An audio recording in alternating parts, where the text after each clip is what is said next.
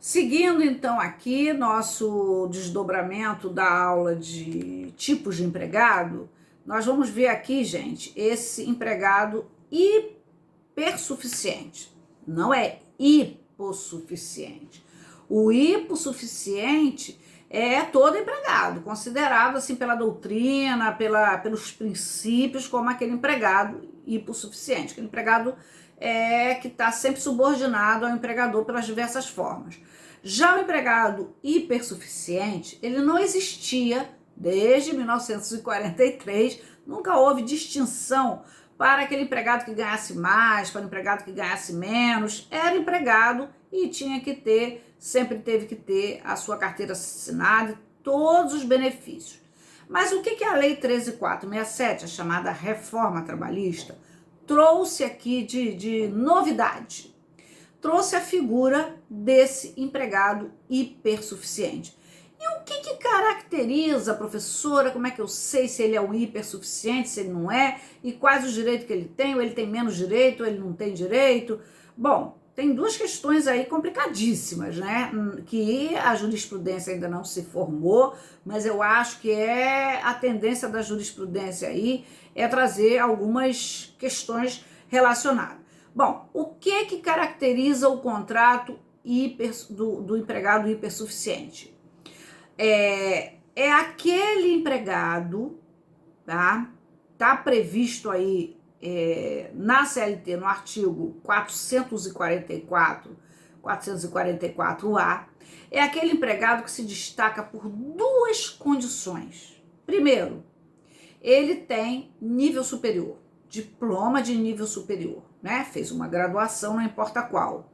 O segundo, que ele tenha um salário igual ou superior a 2 vezes o salário da Previdência Social, que hoje está em 6.500, mais ou menos, não é isso? Então, é aquele empregado que hoje ganha em torno de 12, 13 ou acima disso. Gente, tem empregado que ganha 100 mil reais, tem empregado que ganha 50 mil. Não é a nossa realidade, mas tem altos empregados, altos executivos, inclusive são mão de obras muito disputadas às vezes. É aquele sênior, aquele executivo extra competente, capacitado de levantar uma certa empresa. Eles não saem de uma empresa para outra para ganhar muito, eles ganham muito, 50 mil, 60 mil, 70 mil. Bom, então, a esses empregados, claro que eles têm cargo de confiança, já tem afastado dele a proteção da jornada de trabalho. Mas aqui trouxe uma outra peculiaridade, que é a peculiaridade da livre estipulação das condições de trabalho, que está previsto no parágrafo único, e diz assim: a livre estipulação a que se refere o caput deste artigo aplica-se às hipóteses previstas no artigo 611-A da CLT, tá? Que é a possibilidade das partes, através de seu sindicato de classe, negociar. Mas aqui ele transfere para o empregado individualmente, com a mesma eficácia legal e preponderância sobre os instrumentos coletivos, no caso de empregado portador de diploma de nível superior e que perceba salário igual ou superior a 2 vezes o limite máximo do benefício do regime da Previdência Social. Artigo 444 e seu parágrafo único. Então, a grande distinção, a gente ainda não formou jurisprudência, a gente ainda não tem muita jurisprudência sobre isso. Eu tenho artigo publicado, acabou de sair agora, como eu disse, mas são análise a partir de uma conjuntura que a gente tem, da experiência, da análise da doutrina, dos princípios, da legislação. Então, o grande requisito disso aqui é a livre pactuação que possuem conjuntamente. Eles vão pactuar. Então, é uma pactuação que pode ser até direitos menores do que está previsto na lei.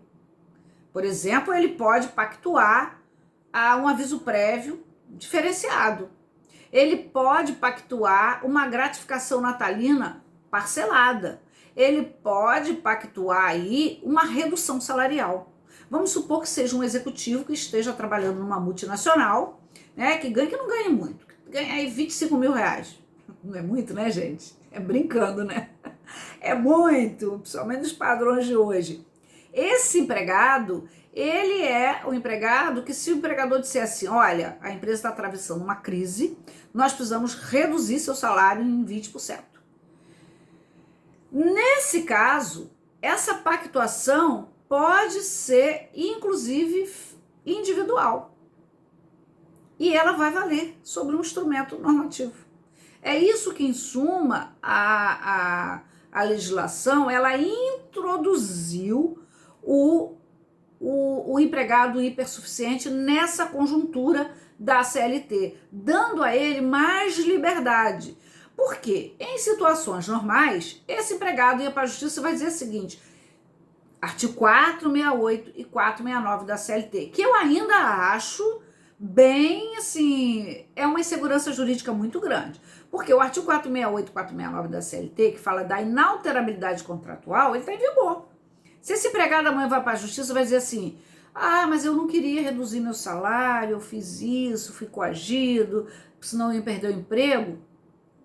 Esse empregado sempre pôde ir para a justiça. Só que agora a lei deu uma amarrada, para dizer, nada disso.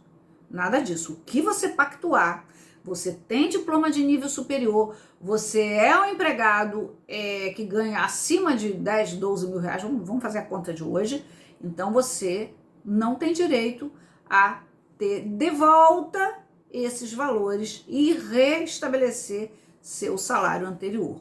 Então é mais ou menos isso. A grande questão é não trazer insegurança jurídica para o empregador quando ele precisar fazer alterações no contrato de trabalho do hipersuficiente de forma prejudicial a ele. Bom, gente, isso aqui a gente tem assim, milhões de coisas para falar sobre isso. A jurisprudência ainda é bem tímida sobre isso, não tem súmula sobre essa matéria. O que a doutrina traz e o que eu também acabo questionando nesse texto, que eu vou depois mandar para vocês, é sobre a questão de que o artigo 468, que fala que proíbe as alterações do contrato, esse artigo está em vigor. Essa é a grande questão. Mas vamos tocar o bonde. Bom, outro tipo de empregado previsto na CLT que tem um contrato especial é o empregado aprendiz. Qual que é a distinção desse empregado aprendiz em relação ao outro? Assemelha-se ao trabalhador estagiário, não é empregado, trabalhador. Ou seja, tem que estar vinculado a uma instituição de ensino. Esse empregado aprendiz pode variar de 14 a 24 anos. Vamos lembrar, gente, que no Brasil, abaixo de 16 anos não pode trabalhar, né? Mas, porque está previsto na Constituição Federal, salvo na condição de aprendiz a partir de 14 anos. Então, de 14 a 16, ele só pode trabalhar se for aprendiz, com essa lei especial que alterou a CLT no artigo 428 seguinte.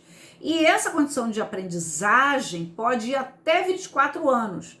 Tem que ter carteira assinada, tem que ter matrícula e comprovante de frequência à escola, à universidade. O contrato dele tem uma duração máxima de 2 anos. A jornada de trabalho pode ser até 8 horas, não é jornada menor, pode ser 6, pode ser 8, só não pode fazer hora extra, né? Garantia de um salário mínimo hora, então ele ganha um salário igual ao do outro empregado. Agora, a grande distinção é um contrato de prazo e ele tem que estar vinculado a uma instituição de ensino. Esse é o empregado aprendiz, tá? Tem aquela coisa, sou mais aprendiz, sou menor aprendiz. Tem muito aprendiz aí no fórum, muito aprendiz em prefeitura. Esse é diferente e o Ministério Público já andou dando em cima desse tipo de aprendizagem porque não havia preenchido todos esses requisitos. De vez em quando tem essa situação. Outro empregado, olha, até atendendo uma pergunta que veio. Empregado público. O que é empregado público? Empregado público é aquele trabalhador que se subordina à anotação de carteira, à jornada, à férias, a 13º, se subordina ao poder de mando, se subordina a uma gerência, uma gestão, né, jurídica do empregador, mas ele tem uma característica. Ele, para ingressar, ele tem que fazer concurso público, que é artigo 37, inciso 2. Que tipo de empresa? É município? Estado? União? Primeiro que não é empresa, né? Mas são aqueles empregados de empresas públicas e sociedade de economia mista e suas subsidiárias, que tem uma previsão no artigo 173 da Constituição Federal. Por quê? Porque eles exploram uma atividade econômica. São os exemplos: a Petrobras, os Correios e Telégrafos, exploram alguma atividade econômica. Vale do Rio Doce, Companhia Siderúrgica Nacional, né? Permite a contratação até por tempo determinado, apenas numa hipótese de servidores públicos, apenas. Que eu quero dizer o seguinte: os servidores públicos, no artigo 37, inciso 9, até pode ser contratado sem concurso público, mas em situações emergenciais. Por exemplo, agora, nesse período de pandemia, se os municípios, os estados precisarem contratar enfermeiros, médicos, né, para atender essa demanda aí, pessoal de apoio, auxiliar de enfermagem, pessoal de cozinha, de limpeza, né, maqueiros, pode fazer sem concurso público, porque há uma necessidade emergencial e vai ser também um regime jurídico especial. Mas isso aqui não é bem o foco do que eu preciso dizer sobre empregado público. Empregado público é uma terminologia para fazer uma distinção com empregado seletista, e fazer uma distinção com funcionário público, tá? O funcionário público, ele pode ser até aqueles de cargo de confiança aí, viu? Vocês me perguntaram? Pode ser até em cargo de confiança. Primeiro escalão, segundo escalão. Agora, as atividades essenciais que não são de confiança, essas atividades precisam se submeter ao concurso público. Entendeu, gente? É mais ou menos isso. Então, esse é outro tipo de empregado. Empregado público. Então, nós já vimos aqui o hipersuficiente, agora nesse bloco, o empregado público. Agora nós vamos falar desse empregado intermitente. O que distingue esse empregado intermitente? É um contrato, gente, que também veio agora com a Lei 13.467. É um tipo de contrato que, na minha opinião, não vai alavancar e não vai muito longe. Não vai muito longe. Por quê?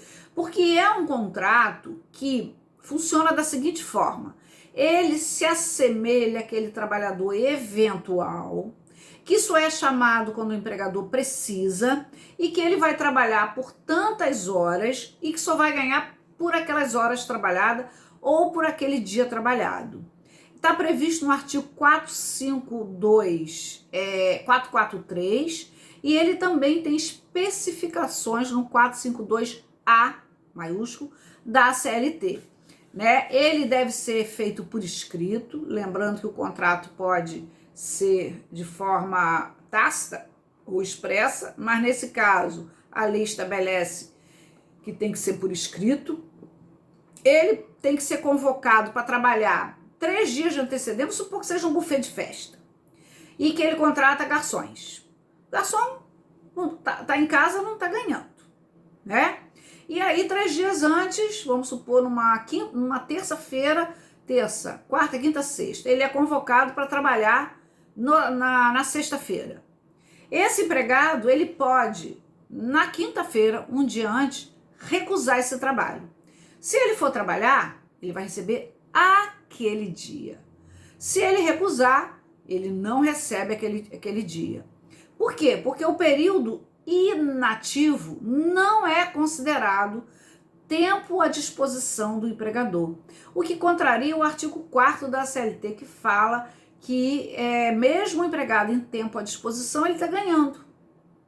Mesmo que ele esteja à disposição do empregador, ele ganha aquele dia, aquelas horas. Então aqui contraria essa regra aí do trabalho do trabalhador em tempo à disposição.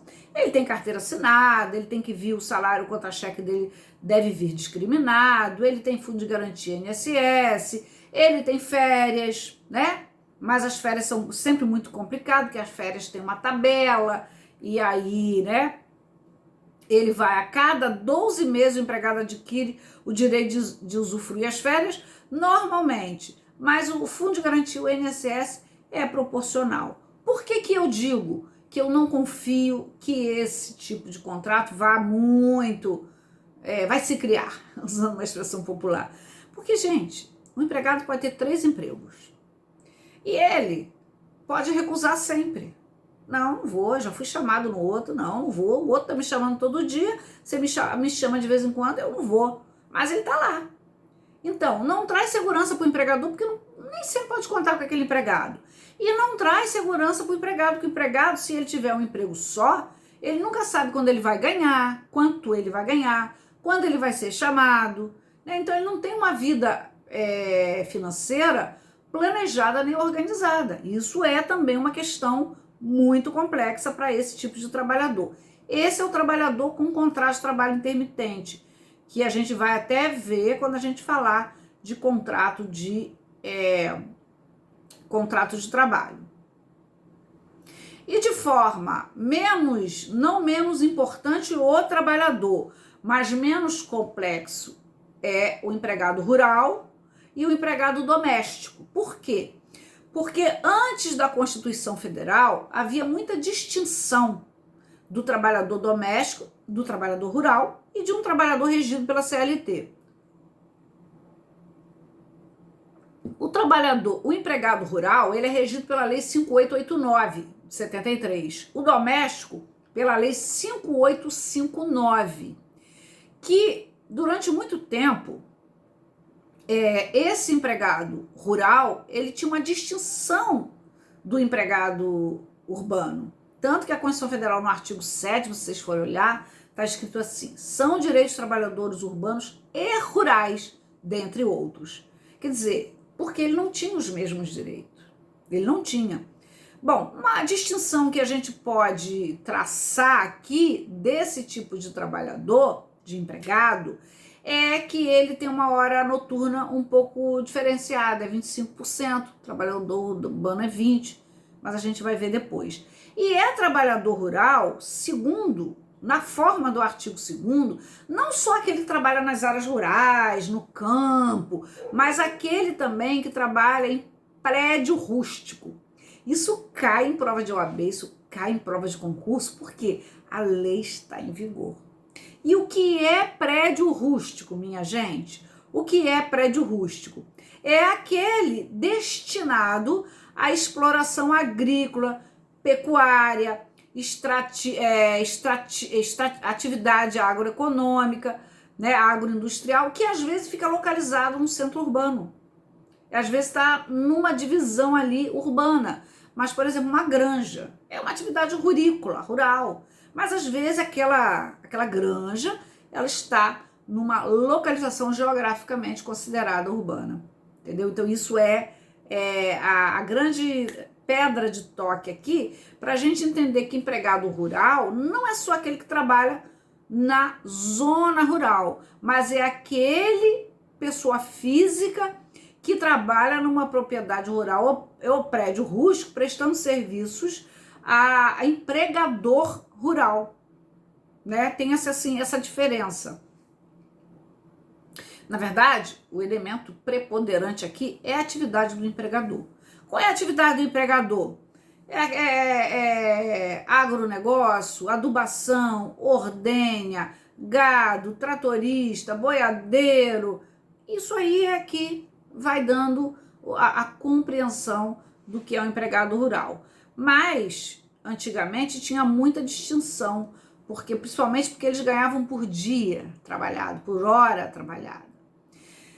Bom, agora, o que efetivamente teve, assim, muita mudança ao longo desse tempo foi o empregado doméstico. Minha gente, o empregado doméstico, na Lei 5859 de 1972, não tinha direito nenhum. Podia trabalhar 14 horas, vocês devem lembrar, morava na casa do patrão, até agora, recentemente, isso aconteceu, né, duas situações, uma no Rio de Janeiro e outra em outro estado, e foi considerado trabalho análogo a escravo, porque ela vivia na casa, não tirava folga, acordava às 7 horas da manhã, dormia às 11 horas da noite, e nesse caso um pouco pior, que ela nem conseguia receber o salário, nem a pensão que ela tinha, parece que ela tinha uma pensão do marido, nem isso ela recebia, foi considerado análogo a escravo.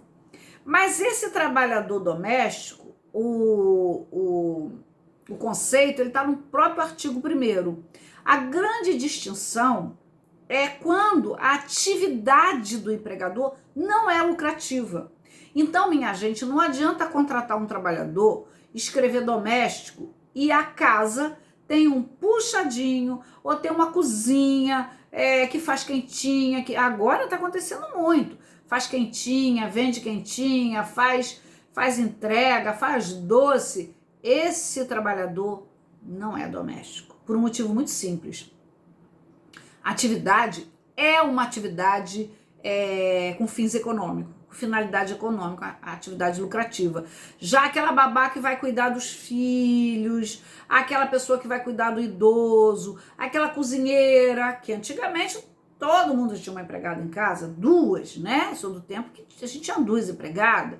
Quando meus filhos eram pequenos, eram duas empregadas, uma para cuidar de filho, outra para cuidar da casa, né? Os pais de vocês provavelmente, né? Alguns de vocês também provavelmente. Hoje já é a mão de obra um pouco mais escassa. Não a mão de obra é escassa, mas as pessoas, de um modo geral, quase não podem pagar. Por quê? Porque ao longo desse tempo, de 72 para cá, 1988, 2001, depois 2006, várias legislações foram trazendo, incluindo direitos para o trabalhador doméstico, que já está inserido na Lei 5859 de 72, para quem quiser tirar as dúvidas. Mas esses trabalhadores têm direito a hora extra, têm direito a fundo de garantia, que teve uma época que foi opcional, tem direito a seguro-desemprego quando é mandado embora, mas também tem os mesmos deveres de outro trabalhador. Isso aí sempre teve, só que não tinha direito. Né? Os mesmos deveres aí, os deveres de fidelidade, de lealdade, de boa-fé. Tem justa causa para o empregado doméstico, né? Ele tem que ser tratado com urbanidade, com delicadeza. Outro ganho também do trabalhador doméstico, gente, isso foi mais recente, mas eu acho que foi em 2013, se não me engano, ou foi 2006, ou foi 2013. Esses dois períodos também tiveram direito. 2013, eu acho que o trabalhador doméstico adquiriu o direito às horas extraordinárias, fundo de garantia obrigatório e seguro-desemprego. E eu acho que em 2006, esse trabalhador doméstico, a gestante, passou a ter direito à estabilidade, que não tinha. Tá? Então, se tem um tipo de empregado que foi, ao longo do tempo, amealhando e tendo bastante direito, foi o empregado doméstico. Surgem algumas dúvidas, e a gente também, né, enquanto advogado, recebe muito essas dúvidas, se o empregado, o que é o empregado doméstico? Aqueles clássicos, a babá, a cozinheira, a arrumadeira, a copeira, né? Tem casa que tem isso tudo, né, gente? O mordomo, né? A gente vê nessas novelas chiques aí, mordomo para ali, mordomo para aqui, né? Isso aí é só em novela e filme, porque não é a nossa realidade de professor. Então, mas a grande dúvida surge, eu já tive um caso de um trabalhador que ele cuidava do barco, ele era piloto de barco, né? Tem um nome. Não é bem piloto de barco, mas ele tem que ter uma carteira. Mas ele pilotava a lancha da família. Essa lancha nunca foi alugada para passeios com interesses de retorno financeiro. Nunca foi. Ela sempre foi uma lancha com interesse de só para lazer da família e dos amigos. E aí ele entrou na justiça, porque queria hora extra, porque ele trabalhava feriado, não recebia, parará, parará, parará. Numa época o trabalhador doméstico ainda não tinha hora extra. Ele me convenceu na época de que o patrão dele às vezes alugava para fora. A prova do empregador demonstrou que ele jamais alugou. E esse rapaz ele não tinha prova nenhuma de que alugava. Nós perdemos essa ação na época, no que diz respeito às horas extraordinárias, porque ele não levou testemunha para provar de que ele fazia passeios para turistas, para pessoas pagantes. Porque se assim o fizesse, esse dono da lancha, ele tinha finalidade lucrativa. Aí ele deixava de ser doméstico e passava a ser um empregador seletista, que na época fazia jus, sim, às horas extraordinárias.